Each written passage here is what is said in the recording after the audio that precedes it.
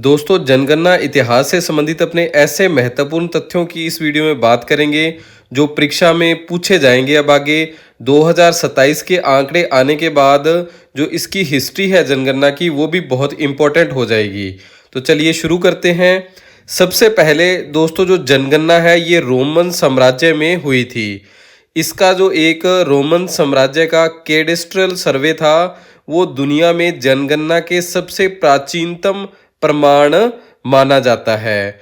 इसके बाद दोस्तों 1595-96 में जो आईने अकबरी है अबुल फजल द्वारा रचित, इस ग्रंथ में भी जो मुगल काल में जनगणना का स्पष्ट उल्लेख मिलता है। स्वीडन में दोस्तों 1749 में पहली आधुनिक जनगणना हुई थी। जो स्वीडन है वहां पर क्या है, पहली आधुनिक जनगणना हुई थी। सर्वप्रथम व्यवस्थित जनगणना करने वाला ये देश बना था। इसके बाद दोस्तों पहली दशकीय जो जनगणना है ये 1790 में अमेरिका में हुई थी। कहाँ हुई थी? अमेरिका में हुई थी।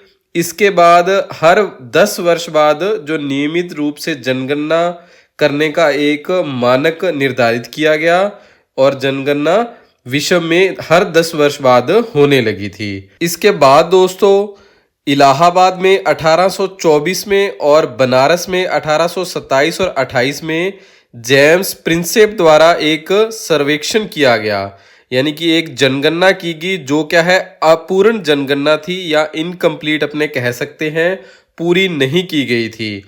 परंतु जो भारत की पहली जो पूर्ण जनगणना थी या पूर्ण जनगणना वाला जो शहर था, ये ढाका शहर था। ये 1830 में फर्स्ट कंप्लीट सिटी बनी थी सेंसस की या जनगणना की। जनगणना के दोस्तों ये जो प्रयास थे ये स्थानीय प्रयास थे, यानी कि एक शहर की जनगणना कर ली या किसी एक विशेष स्थान की जनगणना कर ली, और अनियमित प्रयास थे। एक राष्ट्रव्यापी जो स्वरूप था जनगणना का, वो अभी होना बाकी था। इसके बाद जो जनगणना का पहला कदम है दोस्तों 1872 में, यहाँ पर क्या है, पहली अनियमित जनगणना होती है। अनियमित जनगणना यानी कि ये निर्धारित नहीं किया गया था कि ये अगली जो जनसंख्या है कितने वर्ष बाद होगी, 10 वर्ष बाद होगी या 5 वर्ष बाद होगी। ये जो जनगणना है लॉर्ड मेयो के द्वारा करवाई जाती है। जनगणना की जो स्थायी नींव है दोस्तों ये 17 फरवरी 1881 को रखी जाती है। वायसराय थे लॉर्ड रिपिन इनके द्वारा। यहाँ पर पहली नियमित और दशकीय जनगणना की शुरुआत होती है। इस जनगणना के दोस्तों जो आयुक्त थे WC प्लोडेन थे। ये जनगणना के प्रथम आयुक्त थे, ये भी आप याद रखिएगा। 1921 की जो जनगणना है दोस्तों ये महान विभाजक जनगणना मानी जाती है। 1911 से 21 का जो दशक था, भारत में पहली बार -0.31% जो जनसंख्या है वो कम हुई थी। इसका कारण था भयंकर अकाल और एक जो महामारी आई थी उस समय। इस कारण क्या है, जो जनसंख्या है 0.31% कम हो गई थी। इसके बाद जो जनसंख्या है बहुत तीव्र गति से बढ़ने लग जाती है। आगे है दोस्तों 1951 में स्वतंत्र भारत की पहली जनगणना होती है। भारत आजाद होने के बाद जो पहली जनगणना है ये 1951 में होती है और इसके जो आयुक्त है ये MWM येट्स थे और RA गोपाल स्वामी, यानी कि एक तो ब्रिटिश थे और एक भारतीय थे। भारतीय कौन थे? RA गोपाल स्वामी थे। जो 2011 की जनगणना है दोस्तों ये भारत की 15वीं जनगणना है और स्वतंत्र भारत की यानी कि आज़ादी के बाद ये भारत की 7वीं जनगणना है। 2011 की जो जनगणना है इसके आयुक्त थे डॉक्टर C चंद्रमौली। आगे है दोस्तों कि जनगणना का जो संवैधानिक आधार है, संविधान की 7वीं अनुसूची में जो जनगणना को संघ सूची का विषय माना गया है, यानी कि जनगणना से संबंधित जितने भी अधिकार हैं वो सेंट्रल गवर्नमेंट के पास सुरक्षित रहते हैं। अनुच्छेद 246 के अंतर्गत जनगणना कराने का जो अधिकार है वो केंद्र सरकार के पास है। ये जो जनगणना है दोस्तों मिनिस्ट्री ऑफ होम अफेयर्स यानी कि गृह मंत्रालय द्वारा करवाई जाती है। जनगणना में दोस्तों जो अधिनियम है ये दोस्तों जनगणना अधिनियम 1948 बना। स्वतंत्रता के बाद जनगणना को एक ठोस कानूनी आधार प्रदान करने के लिए जनगणना अधिनियम 1948 बनाया गया। जनगणना के लिए जो इसके रिकॉर्ड सुरक्षित रखने के लिए एक विभाग बनाया गया, जनगणना विभाग, जो क्या है 1961 में बना था। इसके जो मुख्य कार्य थे वो गृह मंत्रालय के अधीन थे। इस जो विभाग का जो शीर्ष नेतृत्व है वो महारजिस्ट्रार या जनगणना आयुक्त करता है। जो वर्तमान में 2027 की जनगणना हो रही है, इसके जो आयुक्त है श्री मृत्युंजय कुमार नारायण नियुक्त किए गए हैं। 2027 की जनगणना दोस्तों, पुरानी जो जनगणना है कागज पर होती थी, वर्तमान में पिक्सल आधारित यानी कि डिजिटल जो जनगणना हो रही है।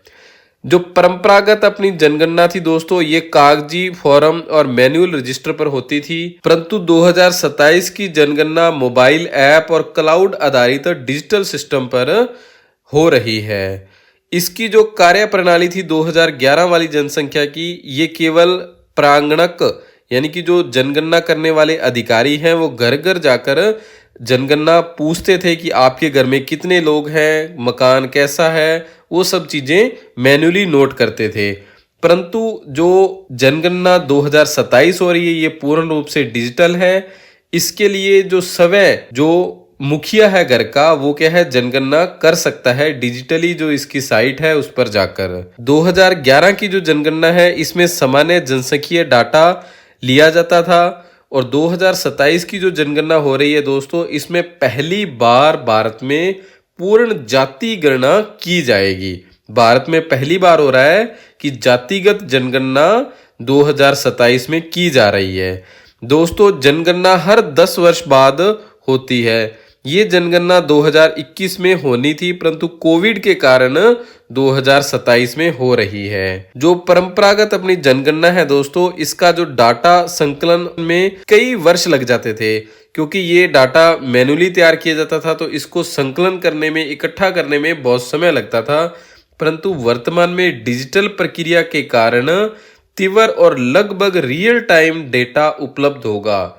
यानी कि अपने जो जनगणना अब हो रही है इसके डाटा बहुत जल्द अपने को मिल जाएंगे, यानी कि 2027 में एक्चुअल डाटा मिलेगा। जो पहले वाली जनगणना है उसको डेटा तैयार होते होते कई वर्ष लग जाते थे। इस जनगणना में दोस्तों जो स्वयं जनगणना का अधिकार दिया है, ये पहली बार है जब नागरिक अपनी जनगणना खुद कर सकते हैं, या इसमें कोई भी अधिकारी या बिचौलिया नहीं होता। स्वयं अपनी जनगणना एक घर का मुखिया कर सकता है। परंतु इस जनगणना को जो सेल्फ जनगणना है या स्वयं जनगणना है, इसे जो अधिकारी है वो घर पर आकर वेरीफाई जरूर करेंगे। जनगणना 2027 2 चरणों में हो रही है। जो इसका पहला चरण है, इसमें हाउस लिस्टिंग और हाउसिंग जनसंख्या होगी, जो अप्रैल 2026 से सितंबर 2026 तक चलेगी। इसका जो मुख्य फोकस होगा घर, भौतिक सुविधाएं और संपत्ति की विस्तृत जानकारी एकत्रित करना होगा। जनगणना का जो दूसरा चरण है दोस्तों, ये फरवरी 2027 में होगा। इसमें परिवार के जो सदस्य हैं उनका नाम, प्रवास, वो कहाँ रहते हैं, सामाजिक और आर्थिक स्थिति की जानकारी एकत्रित की जाएगी। व्यापक जातिगत आधारित जो जनगणना है दोस्तों, ये 2027 में पहली बार हो रही है। इसे स्वतंत्र भारत के इतिहास में पहली पूर्ण जातिगत गणना माना जाएगा, जो नीतियां अधिक सटीक और न्याय संगत बनाने के लिए आवश्यक डेटा प्रदान करेगी। वर्तमान में जो 2027 की जनगणना हो रही है दोस्तों, इसमें 30 लाख से अधिक जो कर्मचारी हैं वो लगे हुए हैं, और इस पर कुल 11,718 करोड़ रुपए का जो बजट है दिया गया है, या इतना खर्च होने वाला है। दोस्तों जनगणना का जो उद्देश्य है वो समय के साथ साथ बदलता रहा है। प्राचीन काल और जो ब्रिटिश राज में जनगणना का मुख्य रूप था टैक्स इकट्ठा करना, और जो सैन्य संसाधन है उनका आंकलन रखना, भी अपने कितने लोग सैनिक बनाए जा सकते हैं और अपने कितना टैक्स इकट्ठा किया जा सकता है। 1951 से 2011 तक यह नीति निर्माण के संसाधनों, आवंटन और जनसंख्यिकीय रुझानों को समझने का आधार बनी थी।